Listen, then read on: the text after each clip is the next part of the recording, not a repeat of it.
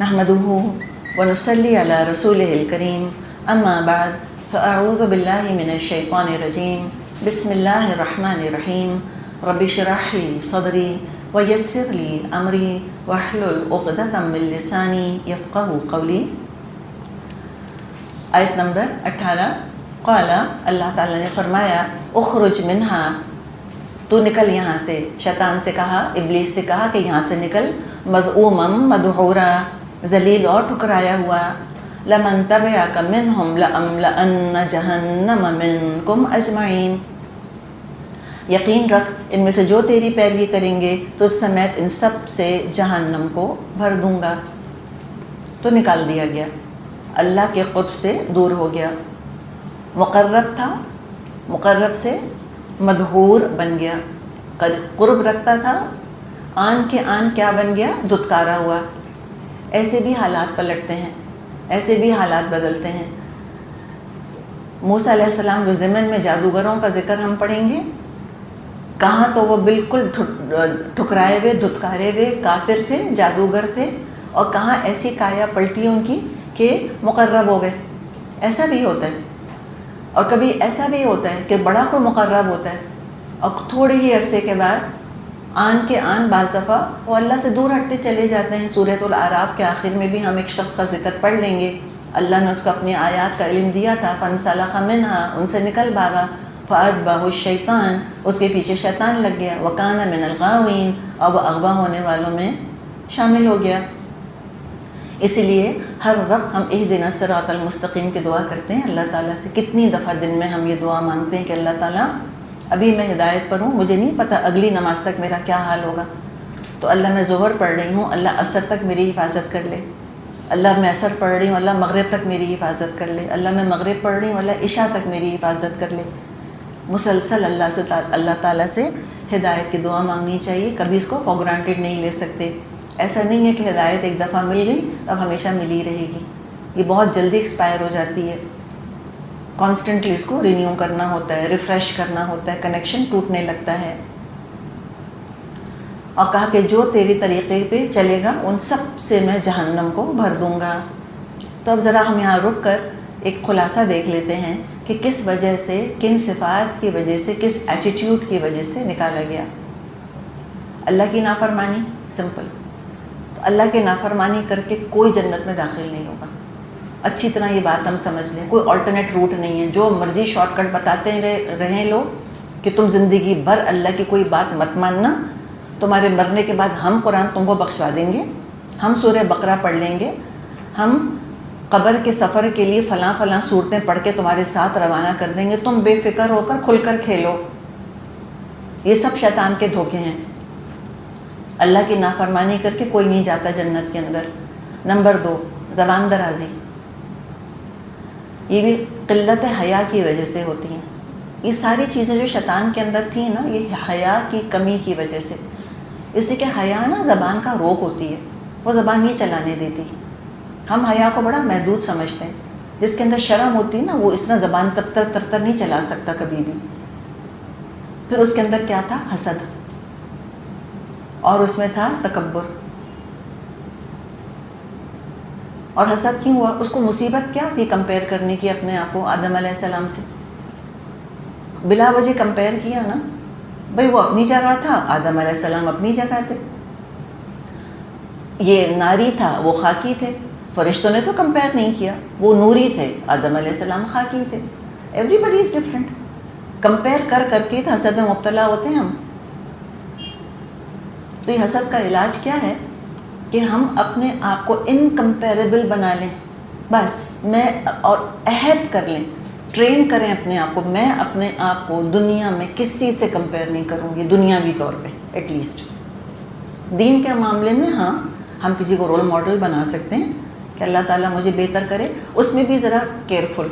اس میں بھی حسد ہو جاتا ہے لوگوں کو کہ وہ دین میں اتنے آگے نکل گئے، اللہ کرے کچھ ہو جائے، اللہ کرے بیمار ہو جائیں، اللہ کرے گمراہ ہو جائیں، یہ بھی ہوتا ہے لوگوں کو۔ اور ہم جانتے ہیں علماء یہود نے کیسے حسد کیا ایک دوسرے سے، اور کیسے حسد کیا تھا نبی اکرم صلی اللہ علیہ وسلم سے۔ تو دین کے اندر بھی حسد کا لیول نہیں آنا چاہیے، دعا کے ذریعے انسان اللہ تعالیٰ سے مدد مانگتا رہے۔ اور پھر تکبر، وہ تو جانتے ہیں ہم، تتکبر، وہ تو اللہ نے خود ہی کہا تھا، کیا سمجھتا ہے تو اپنے آپ کو، what do you think of your self. کبھی اپنے آپ سے بھی پوچھا کریں میں اور آپ، میں سمجھتی کیا ہوں اپنے آپ کو. دوسرے تو کہتے ہیں نا بعض دفعہ کہ تم نے سمجھا کیا ہے خود کو، تو کبھی اپنے آپ سے بھی پوچھیں میں کیا سمجھتی ہوں اپنے آپ کو، کیا سمجھتی ہوں بتائیں. اللہ کی بندی ہوں، اللہ کی کنیز ہوں. یاد دلائیں اپنے آپ کو، جھکائیں اپنے آپ کو، لیکن عزت کے ساتھ. اتنا نہیں جھکانا کہ سیلف رسپیکٹ ختم ہو جائے، اور اتنا نہیں بڑھانا کہ تکبر آ جائے. پھر کیا سوچا اس نے کہ لوگوں کو گمراہ کروں گا، سوچا سمجھا منصوبہ، نہیں کرنا ہے. ایسے لوگ جو لوگوں کو گمراہ کرتے ہیں کبھی جنت میں داخل نہیں ہوں گے. باقاعدہ ارادہ کیا، باقاعدہ منصوبے بنائے اس کے.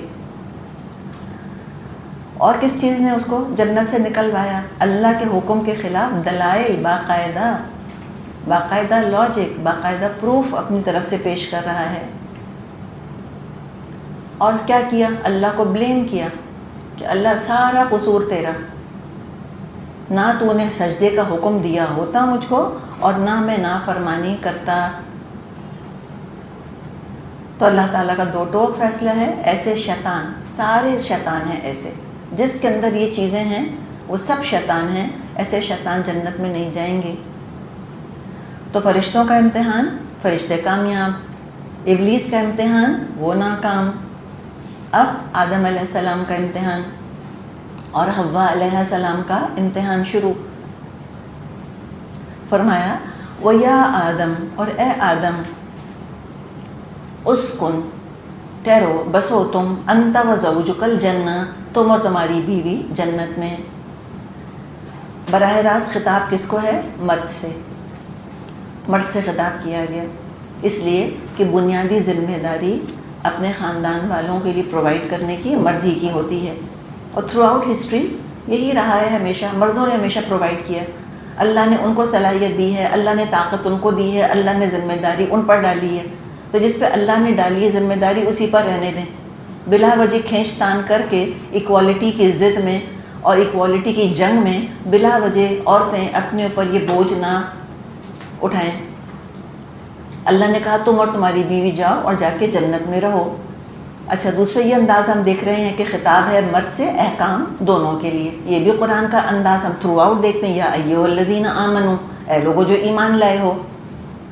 99.99% اس میں خطاب مرد اور عورت دونوں سے ہوتا ہے، الا یہ کہ کوئی قرینہ ہو جس سے پتہ چلے کہ خالی مردوں سے خطاب کیا گیا ہے. یہاں پر رسول جب بھی آئے ہمیشہ مرد ہی آئے. تو اللہ تعالیٰ نے یہ ذمہ داریاں دی ہیں، اس ذمہ داری کے ساتھ فضیلت اللہ تعالیٰ نے دی ہے. تو ہمارا ہی حصہ ہے نا، ہماری ہی پیٹ سے نکلتے ہیں یہ مرد. تو ہمیں کوئی رش کرنے کی ضرورت نہیں ہے، ہمیں کوئی حسد کرنے کی ضرورت نہیں. ہم کھلے دل سے اعتراف کریں ان کی فضیلت کا اور ان کی خوبی کا، اور شکر ادا کریں اللہ کا کہ اللہ نے ہمارے اوپر یہ ذمہ داری نہیں ڈالی. تو کہا کہ تم اور تمہاری بیوی دونوں جنت میں رہو. فَكُلَا مِنْ حَيْثُ شِئْتُمَا، اور جہاں سے جس چیز کو تمہارا جی چاہے تم کھاؤ. کھلا کھاتا، جو مرضی کھاؤ، جو مرضی پیو، ہر چیز تمہارے لیے جائز ہے. اور جو یہ مزاج ہے یہی اسلام کا مزاج ہے. کل بھی ہم نے اس پہ بات کی تھی. چند چیزیں حرام ہیں جن کو پوائنٹ کر کے بتا دیا، باقی سب حلال ہے. کلو واشربو، کھاؤ پیو، عیش کرو، مزے کرو، نو پرابلم. دسترخوان تمہارے لیے تو بچھایا ہے اللہ تعالیٰ نے. سورۃ الانعام میں بھی ہم نے اس کے بارے میں بات کری. تو کھاؤ دونوں، من حیث شئتما، جہاں سے بھی تم چاہو. پہلے کیا بتایا ہے؟ حلال. فَكُلَا مِنْ حَيْثُ شِئْتُمَا، تم دونوں کھاؤ جہاں سے تم چاہو. جہاں شریعت کا معاملہ آیا تو وہاں اوبویسلی دونوں کو خطاب کر کے بات کر لی گئی. اور پھر بھی حرام بتا دیا. وَلَا تَقْرَبَا هَٰذِهِ الشَّجَرَةَ، دیکھو اس درخت کے پاس مت جانا. کون سا درخت ہے یہ؟ جی آپ کو پتہ ہے اس پر کتنی بحثیں ہیں. اگر کوئی امپورٹنٹ چیز ہوتی، اللہ کیا دیتا؟ ایپل کا درخت تھا، کسی نے کہا کہ وہ معرفت کا درخت تھا. کیا عجیب عجیب باتیں سوچتی ہیں. تو لہٰذا دیکھیں اللہ تعالیٰ نے جو قرآن کے اندر قصے بتائے ہیں وہ ہدایت کے لیے بتائے ہیں. جو جو چیزیں ہدایت کے لیے امپورٹنٹ ہیں ان میں سے کچھ نہیں چھوڑا اللہ تعالیٰ نے. اور جن چیزوں کا تعلق ہدایت سے نہیں ہے ان کے پیچھے نہیں پڑنا چاہیے. ہم سب کے دماغ میں سیب بیٹھا ہوا ہے کہ وہ ہاتھ بڑھایا, اور کس نے بڑھایا؟ حوا علیہ السلام نے. وہ سیب انہوں نے توڑ لیا اور سیب انہوں نے کھا لیا, اور اللہ جانے کہ اس کے بعد کیا انہوں نے کہانیاں بنائیں. اللہ نے بس کوئی رینڈم درخت پک کر کے کہہ دیا, واللہ عالم کون سا درخت تھا, کہ بس اس کے پاس مت جانا. مقصد کیا تھا؟ صرف امتحان, دیٹس اٹ, نتھنگ ایلس. اور قرآن کے کتنے ہی احکامات ایسے ہیں جو صرف ہمارا امتحان لینے کے لیے. ہمیں کوئی مصلحت پتہ نہیں چلے گی. 7 دفعہ بیت اللہ کے گرد طواف کیوں کریں اور کاؤنٹر کلاک وائز کیوں چلیں؟ کیا حکمت ہے اس کے اندر؟ ہمیں نہیں معلوم. ہم اسی طرح ہم 9 ہی کو ہم عرفہ کے میدان میں کیوں کھڑے ہوں جا کر, 9 ذوالحج کو ہی, کسی اور دن کیوں نہیں؟ ہمیں تو حکمت نہیں پتہ. تو اللہ تعالیٰ نے بس کچھ احکامات ایسے دیے ہیں جن میں صرف اور صرف ہمارا امتحان ہے. رمضان کے مہینے ہی میں روزے کیوں رکھیں, کسی اور مہینے میں کیوں نہ رکھیں؟ اللہ تعالیٰ کی اپنی مرضی. تلاش کرتے ہیں کوئی حکمت نہیں ملے گی. تو بعض دفعہ صرف اللہ ہماری فرما برداری دیکھتا ہے کہ ہم کتنے فرما بردار ہیں. تو چوں چرا کیے بغیر بس بات مان لینی, بس کہا کہ اس کے پاس مت جانا, ختم. فَتَكُونَا مِنَ الظَّالِمِينَ, تو تم دونوں ہو جاؤ گے ظالموں میں سے. تو یہاں ہم نے دیکھا کہ شریعت کے سلسلے میں دونوں پہ ذمہ داری ڈالی گئی ہے. تو شریعت کا علم حاصل کرنا دونوں کی ذمہ داری ہے, آدم کے بیٹوں کی بھی اور حوا کی بیٹیوں کی بھی. سب یہ علم حاصل کریں گے. آدم علیہ السلام, حوا علیہ السلام کی ساری اولاد کو علم حاصل کرنا چاہیے. یہ نہیں ہے کہ خالی بس مرد علم حاصل کریں گے اور عورتوں کو بتائیں گے. بعض دفعہ کسی عالم سے کوئی فتویٰ پوچھنا ہوتا ہے تو یہ بھی اچھا نہیں سمجھا جاتا کہ عورت خود جا کر پوچھ لے. کہتے اپنے مردوں سے کہو نا, پوچھ کے بتا دیں گے. نہیں, اپنا علم خود انسان حاصل کرے. اچھا, اب یہ آپ دیکھیں کہ جس درخت سے روکا تو آدم علیہ السلام نے کیوں نہیں پوچھا کہ میں اس درخت کا پھل کیوں نہ کھاؤں؟ کہا کہ اس کے پاس مت جانا. کوئی سوال نہیں پوچھا, اس لیے کہ اس درخت کی ضرورت نہیں تھی آدم علیہ السلام کو. اسلام کی شریعت ضروریات زندگی کی بھرپور رہنمائی کرتی ہے, صرف چند خواہشات پر قابو پانا ہے بس. امتحان بہت آسان تھا, کہا اس درخت کے پاس مت جانا. شاید آدم علیہ السلام, حوا علیہ السلام کی توجہ بھی نہ گئی ہو ان ڈھیر درختوں میں. وہ کون سا درخت تھا جس سے منع کیا تھا؟ اگنور ہی کر دیا انہوں نے, اس لیے کہ کوئی ضرورت ہی نہیں تھی. there was no need for that tree. اسے کھانے کی ضرورت ہی نہیں تھی, پلینٹیفل کھانا تھا, کوئی حاجت ہی نہیں تھی ان کو.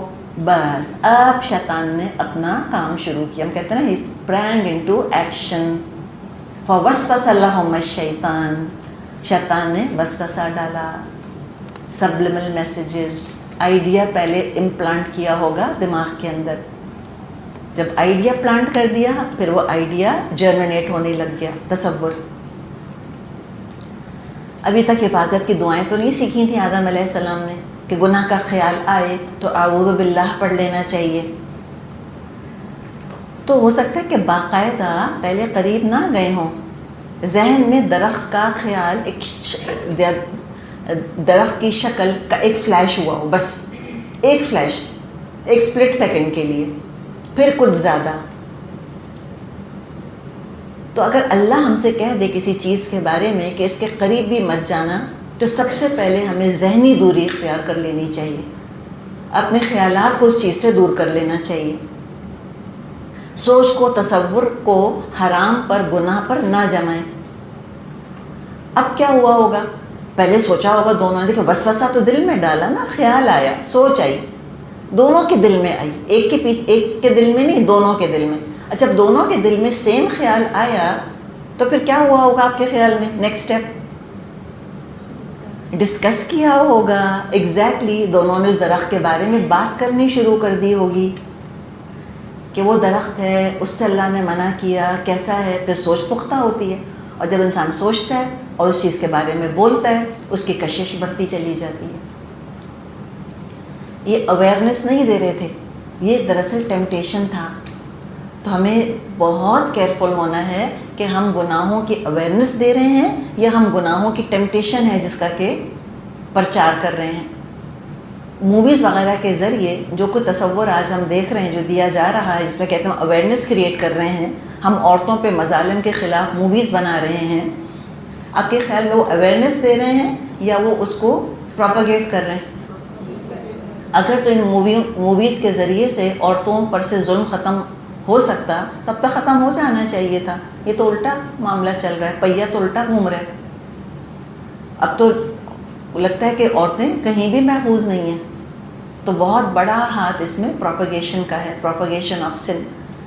لیول اور یا لیبل کوئی بھی لگا دیں اس کے اوپر، لیول چینج نہیں ہوتا اس کا.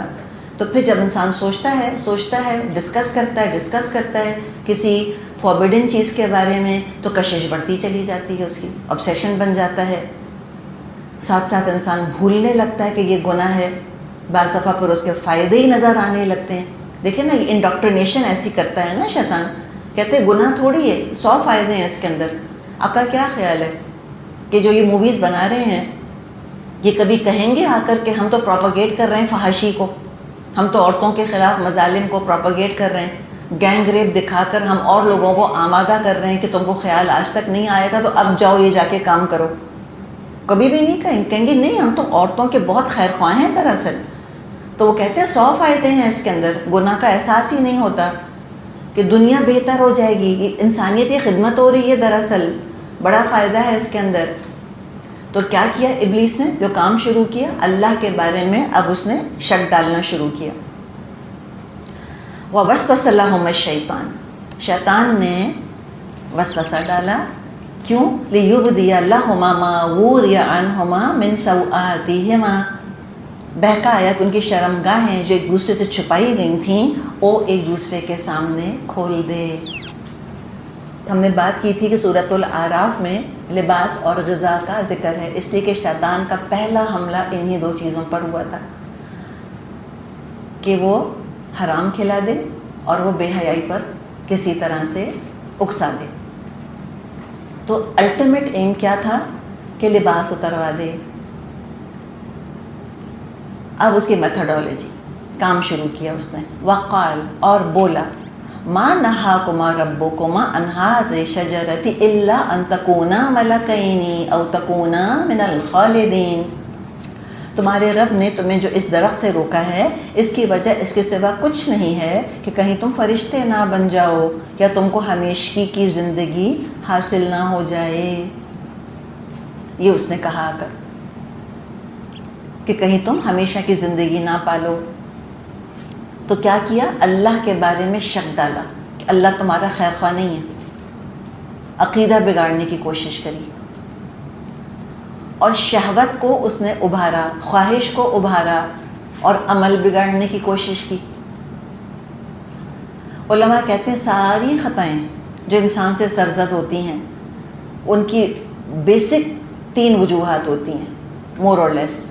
نمبر 1 وجہ کیا ہوتی ہے؟ کبر، تکبر، جو ابلیس نے کیا.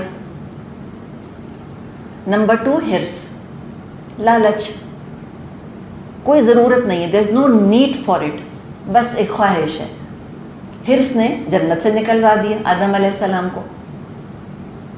اور تیسری چیز حسد، حسد نے آدم علیہ السلام کے بیٹے سے قتل کروایا. تو جو کبر سے اور ہرس سے اور حسد سے بچ گیا وہ بہت بڑے شر سے بچ گیا. اچھا کیا کہا اس نے؟ کہ اس لیے روکا اللہ نے تم کو کہیں تم فرشتے نہ بن جاؤ، تم دونوں کہیں فرشتے نہ بن جاؤ. اچھا یہ کیوں کہا؟ یہ فرشتوں کا ذکر کیوں کیا؟ فرشتے معصوم عن الخطا ہوتے ہیں، فرشتوں سے گناہ نہیں ہوتا. یعنی کہا ابلیس نے آ کر آدم اور حوا سے تم یہ پھل کھا لو پھر تم سے کبھی کوئی غلطی کوئی گناہ نہیں ہوگا، یہ تو عین اللہ کو راضی کرنے والے بن جاؤ گے، پھر تم ہمیشہ کے لیے امیون ہو جاؤ گے، تمہیں دائمی پرماننٹ امیونٹی حاصل ہو جائے گی گناہوں سے. پھر لالچ کیا دیا کہ اللہ کو زیادہ خوش کرنے والے بن جاؤ گے. اور پھر ہم جانتے ہیں کہ فرشتوں پر ابلیس کا تو وار چلتا ہی نہیں. اوبیسلی فرشتوں کے اوپر تو شیطان حملہ نہیں کر سکتا نا، فرشتے تو بالکل پروٹیکٹڈ ہیں، ان پہ تو نہیں حملہ ہوتا. تو کہا کہ فرشتے بن جاؤ گے تو تم پہ شیطان کا زور ہی نہیں چلے گا. یا کہا کہ تم ملکیں، تم 2 فرشتے بن جاؤ گے کہ جس طرح فرشتے عبادت کرتے ہیں تم ایسے عبادت گزار ہو جاؤ گے اللہ تعالیٰ کے، ساری نیڈ ختم ہو جائیں گی تمہاری، نہ کھانے کی ضرورت نہ پینے کی ضرورت، سارا وقت بس اللہ کی عبادت کرنا، بس ایک گناہ کر لو چھوٹا سا، پھل تو کھا لو، اس کے بعد دیکھو تم کتنے نیک ہو جاؤ گے۔ یا یہ کہ جیسے اللہ تعالیٰ فرشتوں سے مختلف کام کرواتا ہے تو تم کو بھی آنر ملے گا، اللہ تم کو اپنے کام کے لیے چن لے گا۔ تم اللہ کا کام کرنا چاہتے ہو کہ نہیں؟ کرنا چاہتے ہو نا اللہ کو خوش، چلو بس تم یہ کر لو، ایک پھل کھا لو، بس اتنا سا، کون سی بڑی بات ہے اس کے اندر؟ تو دیکھا آپ نے کتنا زبردست سائیکالوجسٹ ہے، نیک لوگوں پر نیکی کے نام پر حملہ کرتا ہے۔ یہ نہیں کہا تھا اس نے آدم علیہ السلام سے کہ تم یہ پھل کھاؤ پھر اللہ خفا ہوگا، تم جنت سے نکل جاؤ گے، مصیبت آ جائے گی تمہاری، تم بھی شیطان بن جاؤ گے مجھ جیسے، ایسے کہا اس نے آ کر؟ کہا کہ نہیں، فرشتے بن جاؤ گے، فرشتے، what more do you want? اور کیا کہا؟ او تکونا من الخالدین، یا اس لیے اللہ نے تم کو روکا کہ تم ہمیشہ کی زندگی نہ پالو۔ یعنی اس سے ایک ہم نے سائڈ ایشو یہ بھی ہمیں ملتا ہے کہ فرشتوں کا ذکر الگ کیا اور ہمیشہ کی زندگی کا ذکر الگ کیا، تو اس سے ہم کو یہ پتہ چلتا ہے کہ فرشتوں کو ہمیشہ کی زندگی حاصل نہیں ہے، فرشتے ہمیشہ زندہ نہیں رہیں گے، ان کو موت آتی ہے یا کسی ایک وقت آئے گی۔ اگر فرشتے بھی خلد کی زندگی والے ہوتے تو دونوں چیزوں کا ساتھ ساتھ ذکر اس طرح سے پھر نہ آتا۔ تو دیکھیے یہ اس نے وار کیا، تو یہ ہے دراصل نافرمانی کو مزین کرنا۔ زین لہم الشیطان اعمالہم، سورۃ الانعام میں پڑھا تھا نا ہم نے، زخرف القول غرورا، اس طرح وہ دھوکے کی باتوں کو خوبصورت خوبصورت الفاظ سے، خوبصورت خوبصورت سلوگنز کے ساتھ سجاتا ہے، ملمت چڑھائی ہوئی دھوکے کی باتیں نیکی کے روپ میں گناہ کرواتا ہے، اور یہ کہتا رہا ہوگا، اللہ ہی بہتر جانتا ہے کتنا ٹائم گزر گیا۔ پھر کیا؟ اب اس نے ذرا اور اس کو ایک نوچ اوپر کیا، ذرا آنچ اور تیز کری اس نے اپنی، وقاسمہما، اور بار بار قسمیں کھائیں، اور ظاہر قسم کس کی کھائی ہوگی؟ اللہ کی قسم، اللہ کے نام کی قسم، اللہ کی قسم، بائی گاڈ، اللہ پاک کی قسم، کیا؟ انی لکما لمن الناصحین، کہ میں تو تمہارا سچا خیر خواہ ہوں، تمہارا دوست ہوں، تمہارا خیر خواہ ہوں، تمہارا فائدہ چاہتا ہوں، تمہارا بھلا چاہتا ہوں میں۔ تو کیا پتہ چلا؟ شیطان دشمن کے روپ میں نہیں آتا، شیطان ہمیشہ دوست کے روپ میں آتا ہے۔ دشمن سے تو انسان ویسی نفرت کرتا ہے، وہ تو ویسی بات نہیں مانتا۔ ہم کس کی باتوں میں آتے ہیں؟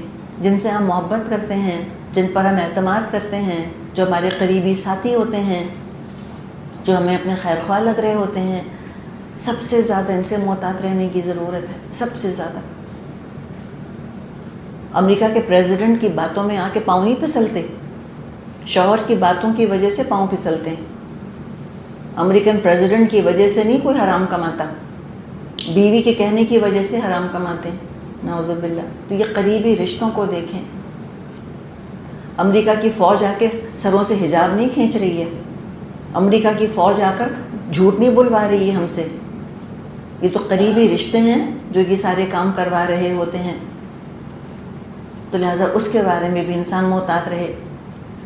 تو اب اس نے اللہ کے نام کی قسمیں کھائیں، اور پتہ نہیں کتنا عرصہ گزرا، کتنی صدیاں گزر گئیں، ہمیں نہیں پتہ، یہ ون ٹائم تو نہیں ہوا ہوگا، ریپیٹڈلی کہتا رہا، ان کی ڈیفنسز پر حملہ کرتا رہا، ان کے ڈیفنسز کو ویک کرتا رہا۔ اور جب اس نے اللہ کے نام کی قسمیں کھانی شروع کی ہوں گی تو یہ خیال ہی نہ آیا ہوگا، وہم و گمان میں نہ ہوگا آدم اور حوا کے کہ اللہ کے نام کی کوئی جھوٹی قسم بھی کھا سکتا ہے، کوئی فراڈ بھی کر سکتا ہے اللہ کا نام لے کر۔ اور یہ آج تک ہم دیکھتے ہیں کتنے ہی لوگوں نے اپنا پیسہ بھروسہ کر کے ایسے لوگوں کے حوالے کیا جو ظاہری حال حلیے سے بڑے اللہ والے لگ رہے تھے، اور انہوں نے دھوکہ دے دیا ان کو۔ ابن عمر رضی اللہ عنہ کا ایک غلام تھا، بڑا اللہ کا اطاعت گزار، بہت خوبصورت نمازیں پڑھنے والا، اس کی نیکی دیکھ کر ابن عمر نے اس کو آزاد کر دیا. تو دراصل ریاکاری کر رہا تھا، دکھاوا کر رہا تھا، بس آزاد ہونا چاہتا تھا. لوگوں نے کہا اس نے آپ کو دھوکہ دے دیا. ابن عمر نے جواب دیا من خدعنا باللہ، جو ہمیں اللہ کے نام پر دھوکہ دے گا، ان خدعنا لہو، ہم دھوکہ کھا لیں گے اس کے لیے. جو اللہ کا نام لے کر ہم سے کچھ کہے گا ہم بھی دھوکہ کھا لیں گے. مومن سوچ نہیں سکتا کہ کوئی اللہ کا نام لے کے بھی جھوٹ بولے گا. تو یہ کہتا رہا فَضَلَّهُمَا بِغُرُورٍ، دھوکہ دے کے رفتہ رفتہ اپنے ڈھپ پر لے آیا. کوشش کرتے کرتے، محنت کرتے کرتے، ہم کہتے ہیں give the devil his due، کتنی محنت کی ہوگی اس نے، لگا رہا. اور ہمیں سبق سیکھنا ہے کہ جب وہ اپنے مقصد پر اتنا پکا ہے کہ بہکا کے چھوڑوں گا، تو کیا ہم اپنے مقصد پہ پکے نہیں ہو سکتے کہ ہم بھی ہدایت حاصل کر کے اور دوسروں تک پہنچا کر ہی چھوڑیں گے؟ اتنا تو کر سکتے ہیں. ابلیس سے تو بہتر ہی ہے نا ہم کہ نہیں. پھر اس نے پتہ نہیں کیا کیا کہا ہوگا بیچ میں کہ اللہ نے کھانے سے منع اس وقت کیا تھا نا، وہ تو اس زمانے کی بات تھی، اب تو وہ پہلا حکم تھا، اب تو منسوخ ہو چکا، منسوخ العمل ہے وہ، اب تو اتنا ٹائم گزر گیا. اب تھوڑی ہے، وہ تو جب تم نئے آئے تھے جنت میں جب کی بات ہے، اب تو اتنا ٹائم گزر گیا. پہلے حرام تھا اب حلال ہو گیا. وہ اس زمانے کا معاملہ تھا نا، سود وغیرہ کا، وہ ڈفرینٹ طرح کا انٹرسٹ ہوتا تھا. اب کا بینک انٹرسٹ تھوڑی کوئی انٹرسٹ ہوتا ہے. وہ پہلے زمانے کے اندر منافق ہوتے تھے نا، اب تھوڑی کو منافق ہوتے ہیں. وہ اس زمانے کے اندر شراب حرام تھی. اس زمانے بعض لوگ کہتے ہیں کہ سور اس لیے حرام تھا کہ اس زمانے میں دو گندگی کھایا کرتا تھا. آج کے سور تو بڑے پاک صاف ہیں، بہت صاف ستھری غذا کھاتے ہیں، تو اب سور حرام نہیں ہے. تو یہ آپ کو سمجھ آ رہی ہے مینٹیلٹی کہ یہ اس زمانے کی باتیں تھیں، اب نہیں. اور بعض پروگریسو مسلمز جو اپنے آپ کو کہتے ہیں ہمیں اسلامی شریعت کو ری انٹرپریٹ کرنے کی ضرورت ہے، ہمیں قرآن کو ری انٹرپریٹ کرنے کی ضرورت ہے. اس نے بھی کہا ہوگا کہ بھئی تم اس حکم کو ری انٹرپریٹ کرو نا، تم کیا لکیر کے فقیر بنے بیٹھے ہو؟ اس وقت کی بات تھی، اب تو ٹائمز ہیو چینجڈ، اب ضرورت نہیں ہے تمہیں اس حکم کی، اب چینج ہو گیا ہے وہ حکم. تو کوشش کرتا رہا.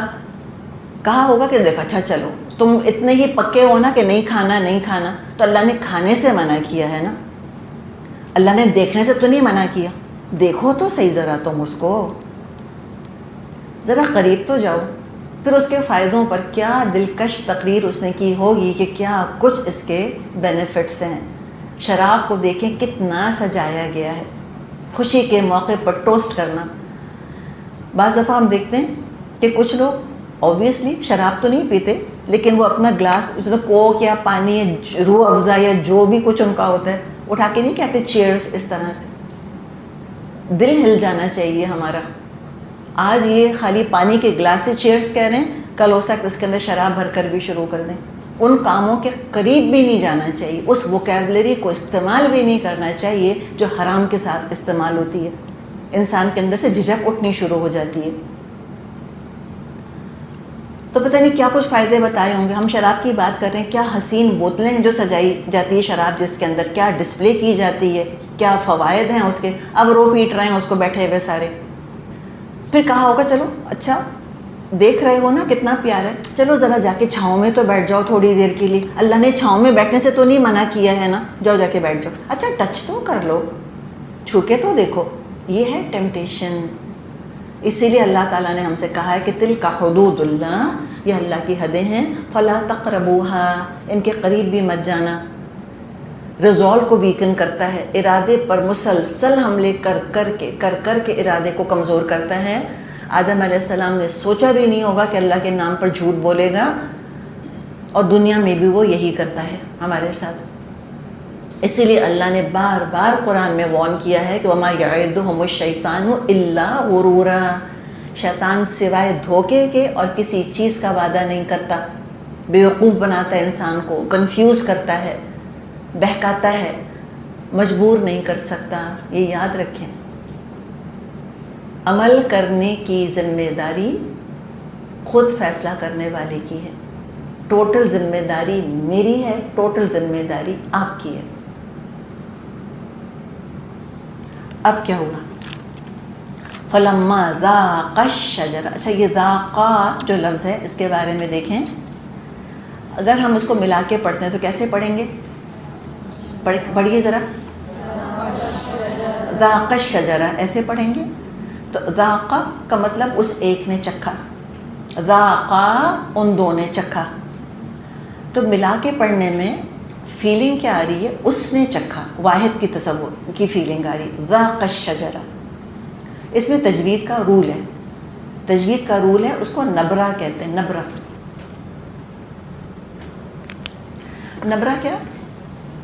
نبرہ مطلب کہ آواز کو تھوڑا اونچا اور تیز کرنا. ایک پڑھنا ہے فلما ذاق الشجرہ، نارمل جیسے ہم تلاوت کرتے ہیں ذاق الشجرہ، جب ہم ملاتے ہیں تو ایسے ہی پڑھتے ہیں نا. تو اس میں پھر کنفیوژن کیا ہو رہا ہے؟ غلط فہمی کیا کہ واحد کی بات ہے. تو اس غلط فہمی کو دور کرنے کے لیے نبرہ استعمال کیا جاتا ہے. تو ہم کیسے پڑھیں گے؟ فلما ذاق الشجرہ، ذاق الشجرہ ایسے کہیں گے، آواز کو تھوڑا اونچا کریں گے تاکہ وہ تثنیہ والی فیلنگ جو ہے وہ اس کے اندر ٹرانسفر ہو جائے. فلما ذاق الشجرہ، جیسے ہی انہوں نے اس کو چکھا. چکھا ہے، پیٹ بھر کے نہیں کھایا، ٹیسٹ کیا، اور نتیجہ فوراً سامنے آ گیا.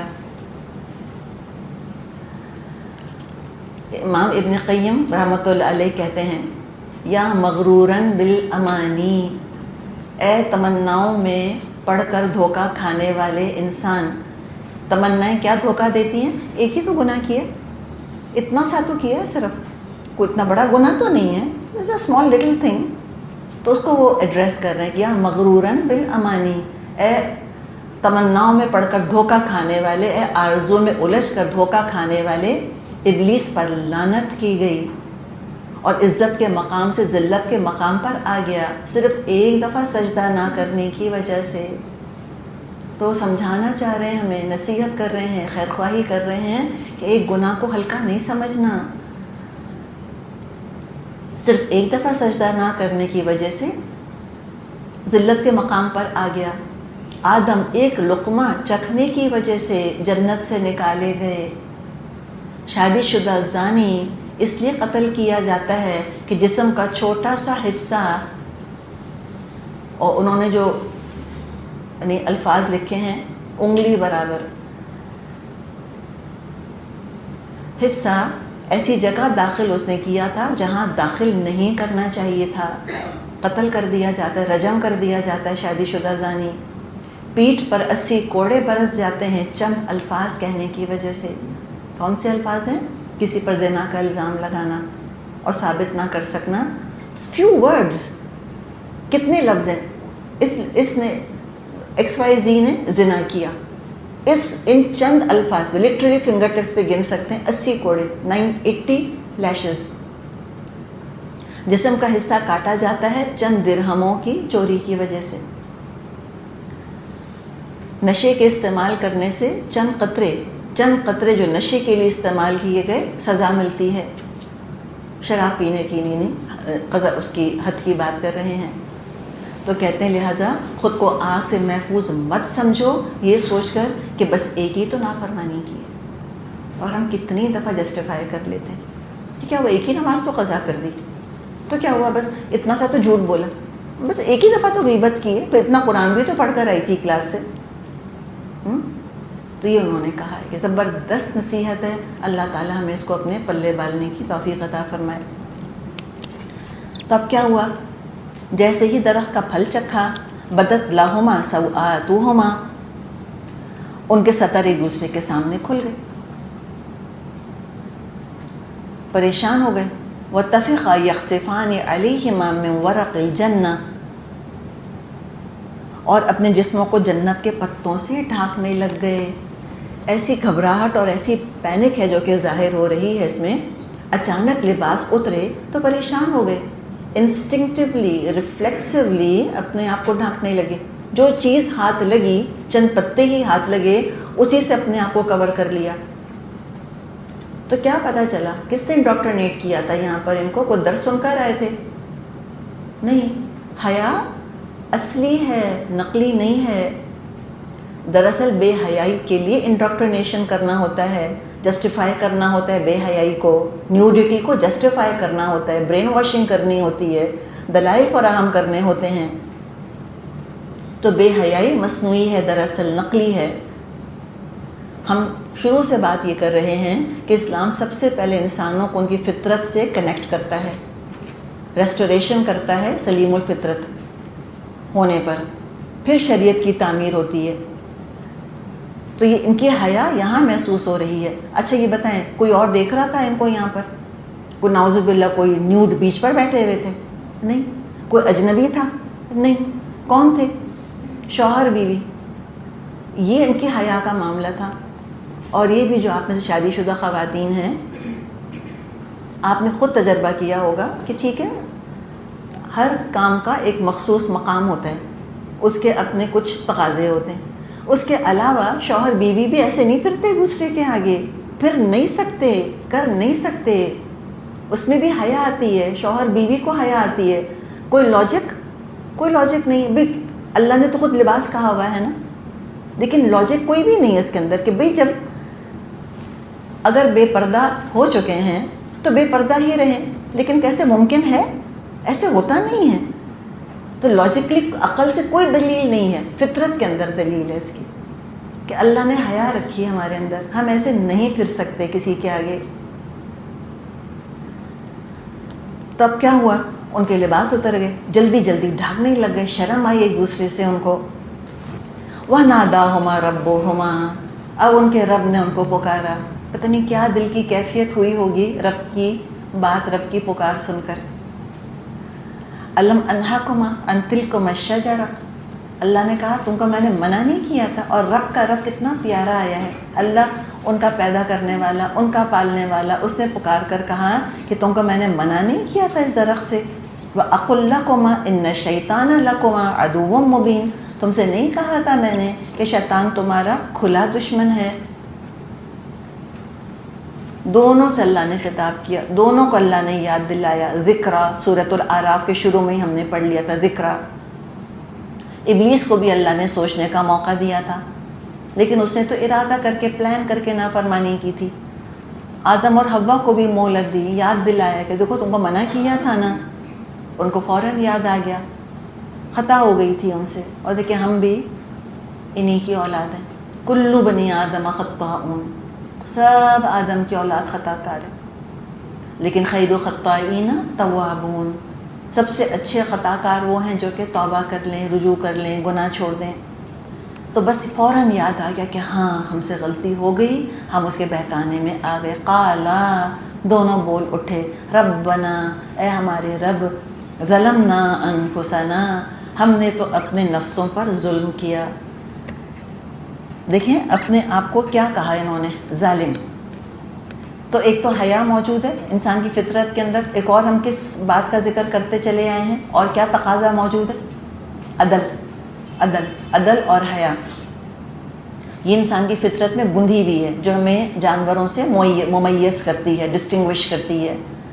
انہوں نے یہ نہیں کہا کہ ہم گناہ گار تھے یا ہم فاسق تھے، کہا کہ ظالم ہو گئے ہیں ہم نے عدل نہیں کیا اللہ تیرے حق میں، ہم نے ظلم کیا ہے اور اپنے اوپر ہم نے ظلم کیا ہے.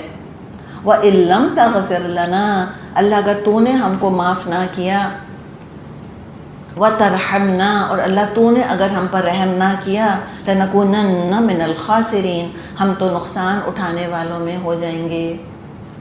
تو اپنے عمل سے آدم اور حوا نے اپنی اولاد کے لیے مثال قائم کر دی کہ غلطی ہو جائے تو اس کے برے نتیجے سے بچنے کے لیے توبہ استغفار کرنی ہے.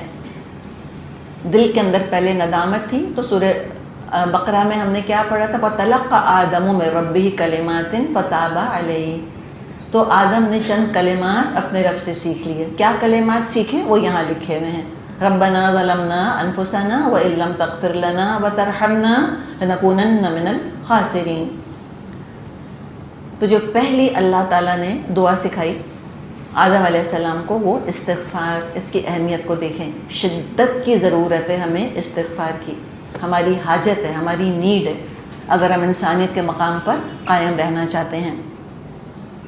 اللہ اگر تو نے ہمیں معاف نہ کیا، اگر اللہ تو نے رحم نہ کیا، ہم تو نقصان اٹھانے والوں ہی میں شامل ہو جائیں گے. قَالَ اهْبِطُوا بَعْضُكُمْ لِبَعْضٍ عَدُوٌّ، فرمایا اچھا اترو تم سب، تم میں ایک دوسرے کے دشمن ہوں گے، تم ایک دوسرے کے دشمن ہوگے، تم میں سے ایک دوسرے کے دشمن ہوں گے۔ اب یہ کون ہے؟ بعضکم لبعض عدو، یعنی کہ شیطان اور انسان دشمن رہیں گے۔ یہاں حوا اور آدم کو نہیں کہا کہ تم ایک دوسرے کے دشمن ہوں گے، ان کو تو زوج بنا کر بھیجا ہے، جوڑا بنا کر بھیجا ہے، کمپلیمنٹ کیے کرتے ہیں ایک دوسرے کو، same side of the table ہیں۔ ان کو دشمن بنا کے، مد مقابل بنا کے، کمپیٹیٹر بنا کے نہیں اتارا۔ یہ شیطان کرتا ہے دراصل۔ ہاں، اللہ کی وحی چھوڑ دیں گے تو آپس میں عورت اور مرد بھی جان کے دشمن ہو جائیں گے ایک دوسرے کے۔ وَلَكُمْ فِي الْأَرْضِ مُسْتَقَرٌّ وَمَتَاعٌ إِلَىٰ حِينٍ، اور تمہارے لیے خاص مدت تک زمین ہی میں جائے قرار اور سامان زیست ہے۔ تو بتا دیا کہ یہاں قیامت کے دن تک عارضی ٹھکانہ ہے، تھوڑا سا سامان بھی ہے، جسے زندگی کی ضروریات، کچھ تمہاری چھوٹی موٹی خواہشات پوری ہوتی رہیں گی۔ اس متاع میں بھی امتحان ہے کہ کون واقعی اس کو ٹیمپرری عارضی سمجھتا ہے، ضرورت تک اس کو نبھاتا ہے، اور کون مقصد بنا کر بیٹھ جاتا ہے، کون حلال تک اکتفا کرتا ہے، کون حرام میں منہ مارنا شروع کر دیتا ہے، وہ اللہ دیکھ رہا ہے۔ قال فیہا تحیون وفیہا تموتون ومنہا تخرجون، اور فرمایا وہیں تم کو جینا اور وہیں مرنا ہے، اور اسی میں سے تم آخر کار نکالے جاؤ گے۔ زندوں مردوں کا ٹھکانہ یہی ہے، پھر نکل کر لوٹ کر اللہ کے پاس جانا ہے۔ اللہ بتا دے گا شیطان سے مقابلے میں کامیاب لوٹے یا ناکام۔ اب جو اگلا رکوع انشاءاللہ ہم کریں گے، تقریباً پورا رکوع لباس کی اہمیت کے اوپر ہے۔ احساس دلایا ہے کہ دیکھو ابلیس کی میتھڈالوجی نہیں بدلی ہے۔ جس طرح تمہارے والدین پر وار کر کے برہنگی کی طرف، نیوڈیٹی کی طرف، نیکڈنس کی طرف آ گیا تھا، لباس اتروا دیے تھے، یہی طریقہ تم پر آزمائے گا۔ لہٰذا محتاط رہنا۔ جب تمہارے سطر کھلنے لگ جائیں، لباس اترنے لگ جائیں، تم کو اللہ نے بتا دیا اس میں کہ تم اللہ سے دور ہو رہے ہو اور شیطان سے قریب۔ خود اللہ تعالیٰ نے انڈیکیشن بتا دی تمہاری اپنی زندگیوں کے اندر۔ تمہیں قیامت تک کا انتظار کرنے کی ضرورت نہیں ہے کہ تم اللہ کے مقرب ہو یا تم دھتکارے ہوئے ہو۔ مرد عورتیں سب اپنے آپ کو دیکھ لیں اور خود ان کو اندازہ ہو جائے گا کہ اللہ ان سے ناراض ہے یا اللہ ان سے خوش۔ یہ ہمیں معلوم چل گیا۔